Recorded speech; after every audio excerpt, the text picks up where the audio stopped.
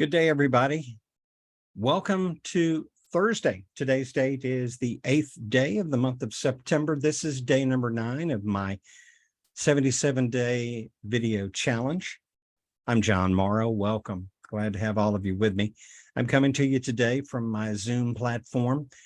For those of you that have Zoom, whether you have the basic free Zoom account that gives you up to 45 minutes of time to be able to stream face-to-face with other people, or whether you have a Zoom Pro account like I have, which allows me pretty much unlimited time, or at least more than enough time to get done whatever I needed to get done. The thing about it is that there is a 30-second delay here that I learned about. When I am talking to you right now, what you have to understand is, those of you watching on Facebook, it's actually coming to you 30 seconds after it's been laid down and recorded on Zoom. I record it for my purposes because I also put these posts into my YouTube channel, which I hope that you will upload and subscribe to. I also have with me this morning my trusty coffee mug, and today I have a coffee mug that I wanted to share with you. Perhaps I showed it to you yesterday. This is the one that I bought in Dollar General store. I found it in the pop-up part of the store. There's a Dollar General market out on the north end of town, and I like some of the things they have. They're whimsical, but they're also quite useful. If you happen to have an affinity in particular for doing sketch art, or for drawing, or other types of patterns, or doing graphic, they actually have a very excellent supply of tools there. Now, I'm not a graphic person per se, but I do like to use different kinds of colored pens and pencils to be able to spotlight, highlight, and to otherwise mark with special importance things that I want to be able to spot initially in what I do when I do writing. Today, of course, as we continue the journey here in the 77-day video challenge, I wanted to talk to you today about the issue of the letter O, which is the middle letter in resolve, and talk to you about why it's such an important letter to me and why it's also such a challenging letter to me. The title of this program is The Challenge of Organization.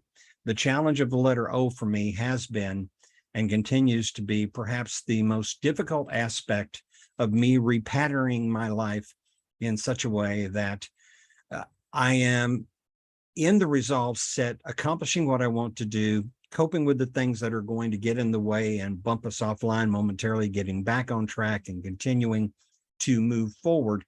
But at the same time, there must be some degree of preparation. There needs to be structure. And that's really what organization is all about. It's about structure, and it falls into that definition of resolve, which is having a definite, firm plan of action. A definite, firm plan of action is one where you have organized your life in such a way that your thoughts, your actions, your schedule, your expectations, your goals, and any of the problems that you might have to confront and deal with along the way, plus many, many other things, such as your relationships, your commitments, your obligations, your service to organizations that may fall outside of your professional area, but have an important personal concept in your life, an important personal connection. Organization fits into that pattern of having a definite, firm plan of action. So resolve, middle letter O, R-E-S-O, and then L-V-E, and I'll be talking about them over the course of this 77-day video challenge. Organization for me has been my most difficult accomplishment, or let's just say that it continues to be a work in progress, and I have accomplished some things, but there's a lot of things I have not accomplished. And in saying that to you, what I'm basically trying to point out is that organization is critical, in my opinion. Organization is essential to success that can be measurable and achievable. And in your life, you can't just get up and say, I'll try to do this this, and this. Organization gives you that structure that says within the course of today, my expectations are that I will do this, I will do this, I will do this and this and this, so that by the end of the day, I've accomplished this. But within that, there is also a flexibility. Organization should never be so firmly structured and hard and fast that it doesn't have a component of flexibility built into it, because you cannot guarantee what circumstances are going to be tossed into your path, which are going to cause you to have to either stop and make a movement, an adjustment, an amendment, or put that item and put it on a table and come back to it. Organization should not be so hard and fast that it doesn't allow you to compensate for the unexpected. And I will tell you that the unexpected and change as it relates to the unexpected are inevitable. They will happen, and we can't do a thing about it in terms of preventing it, but we can do many, many things about it in terms of how we deal with it, with the attitude that we confront it with. And all of this can be done within the structure of organization. Now, if you want your organization to truly represent something that you're striving for, and for me, there is a word that I like, it's optimal. Optimal, by definition, simply means it's at its very best possible operating level. And an optimal organized life, optimal organization, would be having a sound, solid structure that is the best possible operating system. Well, we have people who work, for example, on computers, and these companies in particular that do computer operating systems, which are the heart and soul of your computer, these operating systems are constantly being created, modified, or tweaked, or repurposed, or enhanced. And I'm not an IT person, so I don't really speak the language. I just know that my laptops have to be updated on a regular basis. I use Microsoft. I have Windows 11 on my two laptops, and Windows 11 regularly is notifying me of updates that need to be installed. I also have an automatic system built into my settings where when there is an update, it automatically allows for those updates during a time when normally I'm in a resting state and the computer is in sleep mode, but it can still communicate. But many, many other types of updates I have to approve, and I get a notification from Microsoft for a Windows 11 update, and I have to initiate that, or I have to schedule that and say, please install at this time or remind me later.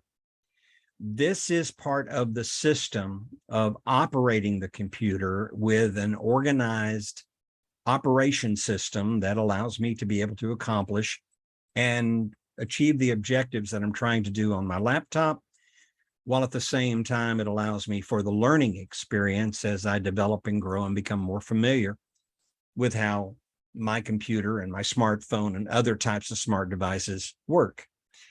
I'll never be on the level of handling these things with the proficiency of the people that I'm around, for example, at Catapult, who are young entrepreneurs who grew up in a computer savvy society.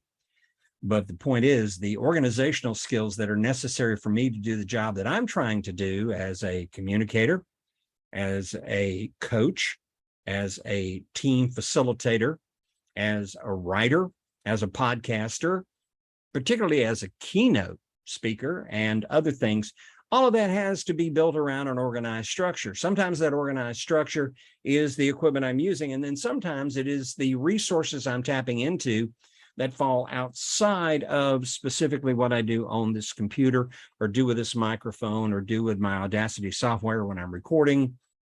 For example, I may seek out the services of a professional specialist who is good with website building and has an understanding. And one of the things that they do in order to organize the best possible optimal organized operating system for me from a website point of view is they need information from me on what are the things that are essential and part of what I do. It isn't just about setting up a website. That website has got to be a reflection of who I am, what my message is, what my objectives are, what my offers are, what my prices are, and what my deliverables are going to be. All of this is part of the business of building your brand. And then there are the people that do the graphic work that help you with getting that brand into a visual identifiable thing. There is the photography involved in it, the visuals involved in it. So many things about organization. And then organization sometimes is nothing more, and yet critically, the idea of having a daily schedule. And that daily schedule has to take in all variables. I have a Google Calendar, but Google Calendar is not what I live and die by, although it's an extraordinarily helpful tool. Being old school, and I am literally old school, I still like to have things written out. So I've tried calendars. Calendars are okay. I've tried notepads. Notepads are okay. I've tried to-do lists. To-do lists are okay. But what I have found works best for me, and you can't see it from here, but in the large living space just outside of this office here in the house, the area that is located between where my kitchen, which is a galley kitchen, and the area that I call my living room, where I have my television and my couch, there is an open space there where I can have a dinner table, but I can also have an easel. And this is just a wood easel that I bought I think I bought it actually at, what is that place? Office Depot. I bought it at Office Depot from my friend Tony Houston. And at Office Depot, it was a wooden easel, very simple, easy to put together. But then I bought one of those large pads that you can have. You can either stand them up on the table, or you can put them on an easel, and you have markers and you can write things on them. And what I do is I write out a set of things that need to be done, to-do list, and they include scheduled times. They include projects that I need to try to be working towards concluding.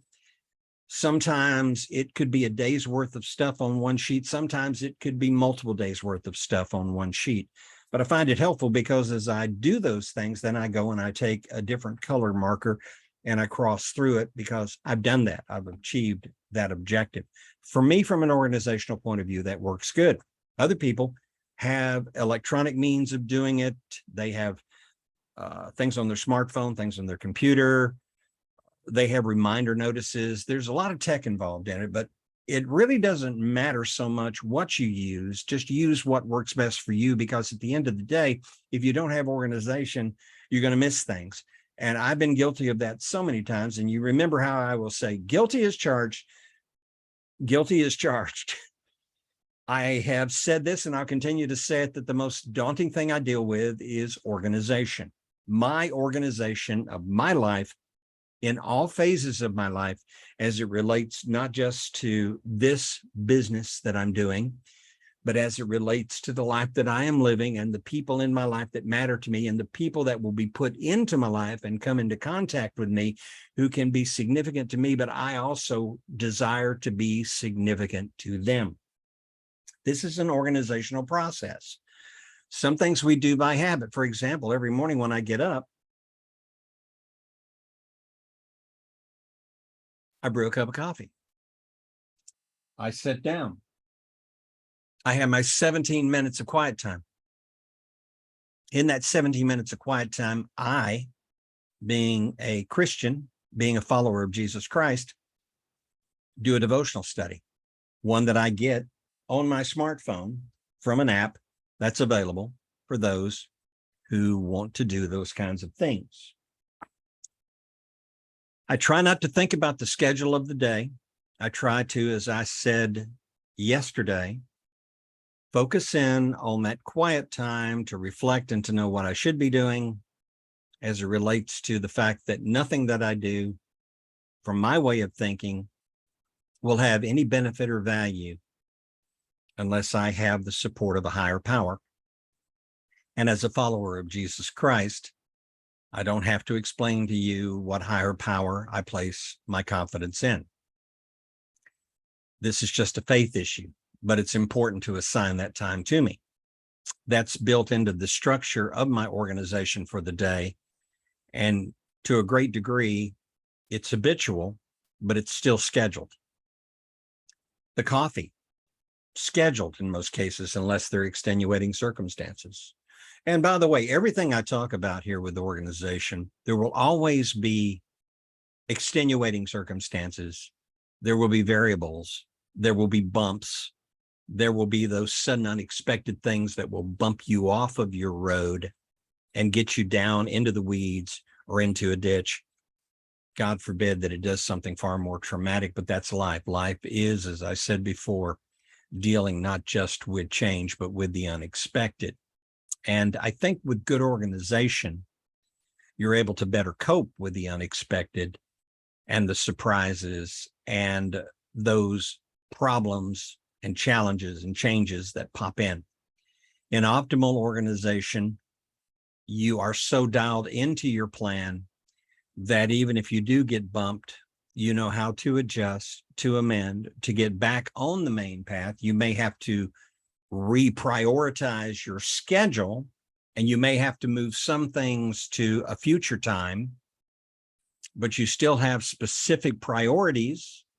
And through the course of the day, you're trying to achieve those objectives so that at the end of the day, there are two things that you can do. The first thing you can do is you can look back and see what you got done and be able to check off anything that was done, examine and assess what you did do and how well you did it and what you could do to do it better, or what you could do to perhaps maybe move it to the next level, therefore creating additional expectations as you organize looking ahead.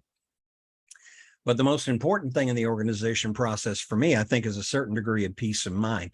Nobody wants to lay their head down on the pillow at night with their mind muddled with all kinds of, I didn't do this, I missed that, what am I going to do about that? Because that is a disruptor. And disruptors affect us mentally, physically, and emotionally. And if we don't get the kind of rest that we need, it's going to be even more difficult to organize, because now we're going to start getting that brain fog that creeps in. And I know all about the brain fog as well. I don't wish to sound like a psychologist, but there is a psychology to this. And there are a lot of things in my life where I've had to come to grips with my psychology and come to grips with my emotions, because I've had things happen to me that are disruptors, significant disruptors. But I'm not going to go into the details of those. Those of you that know me are very, very aware of the things that have been taking place in my life, in particular over the last just over 3 years. But it's been going back even further than that, because I've told you about the Alzheimer's journey with Mom and with the family in general, and of course, my own personal welfare and my health and things of that sort. So in your organizational process, at the end of the day, you want to be able to look back and basically review and see how well you did. Then reset certain priorities, set new goals, or make adjustments, modifications. Some things you can even mark off and say, okay, it was a good idea, but it's not going to work in this situation. Let's go forward to the next thing. But the most important thing is, at the end of the day, you can look back with some degree of satisfaction and say, I accomplished some things, and allow yourself to have peace of mind. Now, what if a day comes and a circumstance occurs and you get to do absolutely nothing? How do you see yourself when you come to the end of the day? Well, if you're letting the fact that you weren't able to accomplish a single thing during the day affect you, then you've got yourself a problem with how you perceive your organization in relationship to your quality of life. Again, I'm not a psychologist. I'm purely a person speaking as a layman from experience. And trust me, I have confidence in my experience, that at the same time, that experience has taught me where I have messed up. If you take a problem to bed with you, that problem is going to make it impossible for you to have a good night's rest. And it's going to make it more difficult for you to get back onto schedule and organize to get an optimal result. So please remember something. There is no perfect system. And when it comes to organization, there is no perfect system, but there is a system that works best for you. Finding that system is the challenge. Once you find that system, then the practice must be habitually doing it every day, consistently, until it becomes, in a sense, hardwired or programmed so that you automatically do it. But you don't so automatically do it that you don't allow yourself to deal with the fact that there are circumstances that are going to cause you to deviate from the schedule. You're not always going to get everything done. You're also going to discover that some of the things that you wanted to achieve, you can't get done. And in fact, you fail at doing them. And here's that failure thing again. That's not bad. Failure is a teaching opportunity. Let what you learn from the failure help you to better identify the thing you're trying to do as you get organized in your day. If you say, John, okay, what's a good organizational plan for you? I'm still looking for it, but here's one of the things that I know. It is best for me in my personal life to begin my day not wondering about what I've got to do, but before I even think about my schedule, before I look at my emails, before I read my text messages, before I check my calendar, before I even look at any social media or business media under the social media moniker, get my day off to the right start by having that quiet, self-reflective, personal relationship opportunity with my Savior.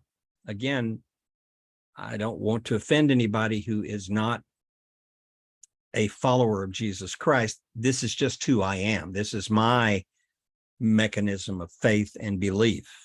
It's me. It has nothing to do with you other than I want to be the best that I can be for you and for the people that I meet. And this is how I accomplish that. But I can't accomplish that until I have that time where I devote my thinking and my thought to that area of my life. And that may include me picking up a phone and sending an encouraging text to a friend or family member, or like I did yesterday morning, picking up the phone and making a phone call and reaching out and leaving a message for someone who is a friend, a family member, someone special to me. All of this, again, gets back to the idea that I have to allow some time for myself in order to better be prepared to accomplish the goals that I have set out, to review and make sure that I have everything possible in the plan, and then to look and see too, are these realistic within the context of a typical 24-hour day? All of us have 24 hours. Nobody can grab an additional minute here or an additional minute there. You can, however, optimize the use of your time. Organization can help you do that. Optimal organization will ensure that you do that. Organization, what you use is important. Getting back to the structure, for me, that first step is important. And then for me, after that, personally, check the calendar. Is there anything pending this morning? Is there anything coming up this afternoon? Is there anything this evening that I need to take special note? Do I have it down? Do I have what I need to make it get started, to put it into action?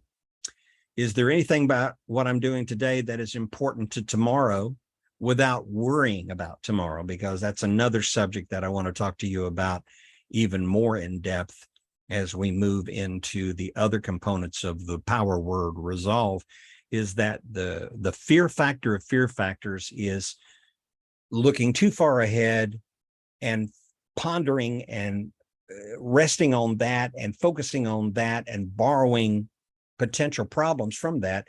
And many of those problems will never happen. Remember, organization is about today, and what you do today will have a profound effect upon tomorrow.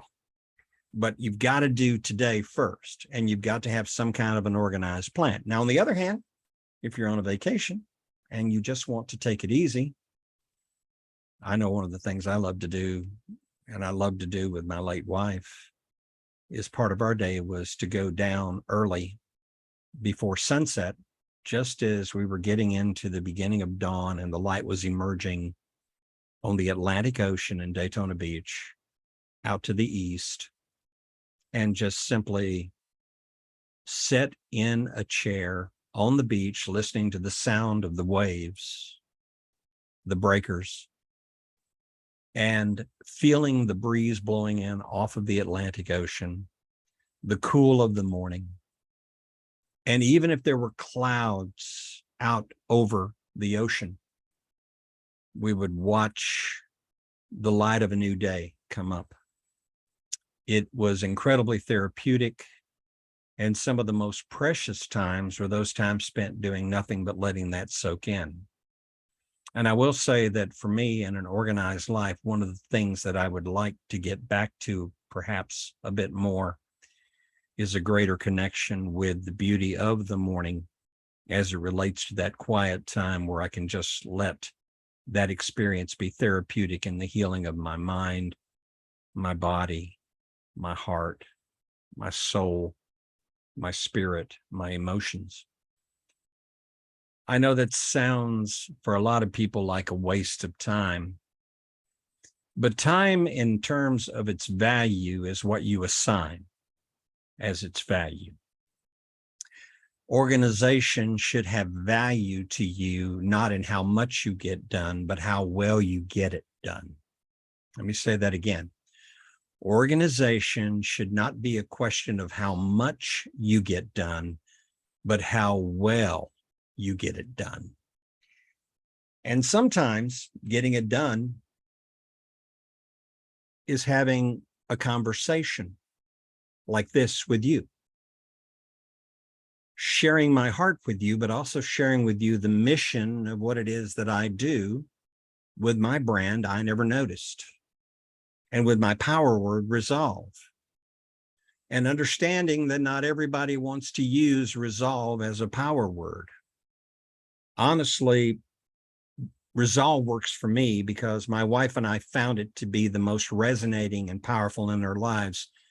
And to this day, it remains the singular word that I pattern myself after to the best of my ability, continually working through an organized, hopefully optimally organized life to do things well and to do them the best as possible, and having the resolve to do it. I Never Noticed as a part of that because it reminds me of all the things I've missed because I didn't have a mental organization to be able to allow myself through these massively wonderful senses that we're blessed with to detect and stop and pause and take in things which could be extremely beneficial, extremely delightful, extremely heartwarming and blessing, but also could be great signs to teach us, to warn us, to prepare us, to equip us, and to give us a better focus for the course of the day. The thing about organization, as I've always said, is how well do you have it organized in terms of the time to the benefit of where you're going with your life and who you want to affect. I thank you for the opportunity to talk about this today. This is an important area in my life. I enjoy having my cup of coffee with you. I enjoy talking with you about this. I enjoy the feedback that I get from you. But most importantly of all, I hope and pray you'll understand that my whole purpose in doing this is to cast a vision to you that will help you in finding your mission and your purpose in life. And if there is something that I can do to help you with that, I would like to have the opportunity to introduce you to the deeper walk with resolve, with understanding how to notice more about the moment and how to get your life into a pattern of living where you have yourself a truly simplified yet straightforward basic way of having a successful day in life. And organization is a part of that. I'll probably talk a bit more about organizational skills tomorrow and some of the tools that you can try to use. Remember that we have so far in this journey talked about the letter R, which is, of course, the resilience factor. You want to be resilient in everything that you do. Resolve is all about being resilient. You want to be engaged constantly, and that means get out, get to know people, or get online and get to know people, or get on the phone and call people. But whatever it is, engage with people, but also don't fail to engage with the opportunities that are presented to you that have to do with the building of your success from a personal and professional perspective. Remember that in everything you do, as much as it may push against some of you, the truth is you will only be the best version of you possible if you can be so unselfish that you would always take into consideration the needs of others before you think about your own need, and understand the reality that the truth is that kind of seed planting results in you getting far more than you could have ever imagined you would get, because the selfless are those who will get the greatest bounty. And that bounty comes from the fact that they do for others without expecting anything in return. That is my idea of a quality of optimal living. And then, of course, that anchor word has got to be, and always will be organized. Know your core, have your central location ready, be organized.